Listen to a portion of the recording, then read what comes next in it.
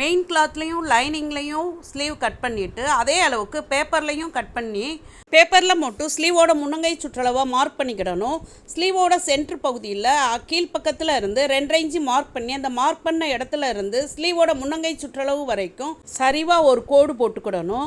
ஒரு பாக்ஸ் மூடியில் இந்த round shape இருந்தது, அந்த ரவுண்டு ஷேப்பையே நான் டபுளாக ஃபோல்ட் பண்ணி நம்ம வரைஞ்ச அந்த கோட்டு மேலேயே ஸ்லீவோட சென்டரில் இருந்து ஸ்கேலப் டிசைன் வரைஞ்சிக்கிறேன். கேன்வாஸ்லையும் இந்த பேட்டர்ன் ரெடி பண்ணலாம். ஆனால் கேன்வாஸில் ரெடி பண்ணால் ஸ்லீவோடு சேர்த்து ஸ்டிச் பண்ண பிறகு, அதாவது துணியோடு சேர்த்து இந்த பேட்டர்னை வச்சு ஸ்டிச் பண்ண பிறகு அந்த கேன்வாஸை ரிமூவ் பண்ண முடியாது.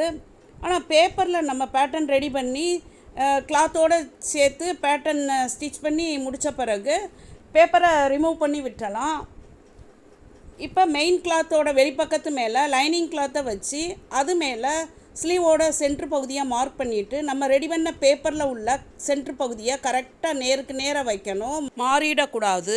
கரெக்டாக அலைன் பண்ணி 2 ஸ்லீவ்லையும் பின் பண்ணி எடுத்துக்கிடணும் குண்டூசியால்.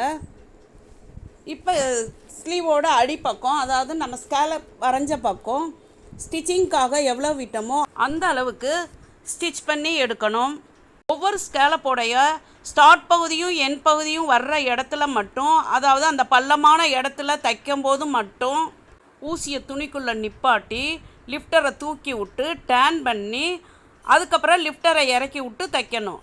ஆனால் ஸ்கேலப்போட சென்ட்ரு பகுதியில் அந்த வளைவான இடத்த தைக்கும்போது மட்டும் ஊசியை துணிக்குள்ளே நிப்பாட்டி லிஃப்டரை தூக்கி டேன் பண்ணி ஷார்ப்பாக தைக்கக்கூடாது. நம்ம கையாலேயே மெதுவாக வளைவாக திருப்பணும். அப்படி தைக்க கஷ்டமாக இருந்தால் லிஃப்டரை ஃபுல்லாக தூக்காமல் லைட்டாக தூக்கிக்கிட்டு ஒவ்வொரு புள்ளியாக ஸ்டிச் பண்ணணும். வேகமாக ஸ்டிச் பண்ணக்கூடாது. புதுசாக பழகுறவங்க மோட்ரு மிஷினில் ஃபஸ்ட்டு இந்த டிசைனை ஸ்டிச் பண்ணாதீங்க, ரொம்ப கஷ்டமாக இருக்கும்.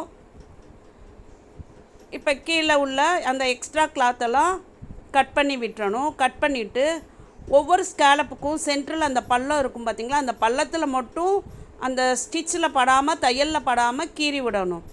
வளைவாக வர்ற இடத்துல ஸ்கேலப்போட மேடான பகுதியில் கீறக்கூடாது.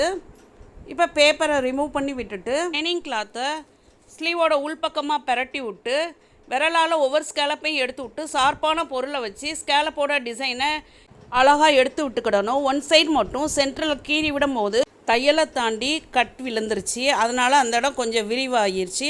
அதை லைட்டாக மடித்து ஸ்டிச் பண்ணி இடது கை பக்கமாக ஜாயின் பண்ணிக்கிட போகிறேன். ப்ரெஸ் தையல் போட்டு பீடு வச்சாச்சு. Thanks for my viewers and subscribers.